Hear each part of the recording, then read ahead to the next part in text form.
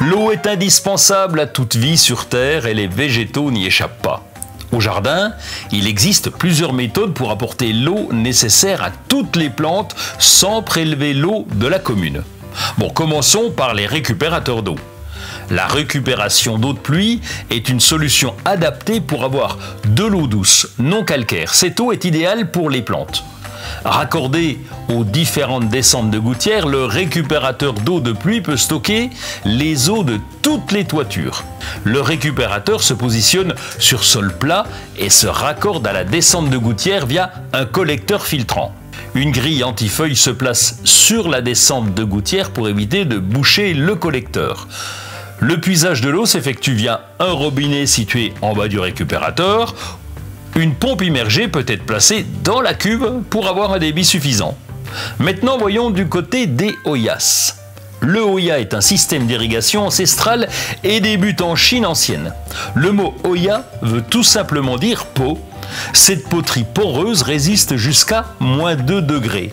Son fonctionnement est simple, on l'installe dans le sol jusqu'à hauteur du capuchon et on le remplit d'eau. Le pot libère petit à petit les molécules d'eau qui traversent l'argile microporeuse. Étant enterré, il n'y a pas de déperdition d'évaporation et l'eau est apportée régulièrement. Il est économique et permet de limiter la corvée d'arrosage. Un Hoya de 1 litre rayonne sur 20 cm d'irrigation, le 3 litres sur 30 cm, le 5 litres sur 40 cm et le 9 litres rayonne sur 50 cm. L'autonomie va de 3 à 10 jours. Mais si vous cumulez les Hoya avec un paillage de surface, la durée est encore plus importante. Et évidemment, le paillage est un élément incontournable. On trouve du paillage minéral. C'est la pouzzolane issue d'une roche volcanique. Elle est idéale avec les hostas pour limiter les limaces. Les écailles d'ardoise et les graviers sont à utiliser de préférence sur les décorations pérennes. Il faut compter 5 cm d'épaisseur environ.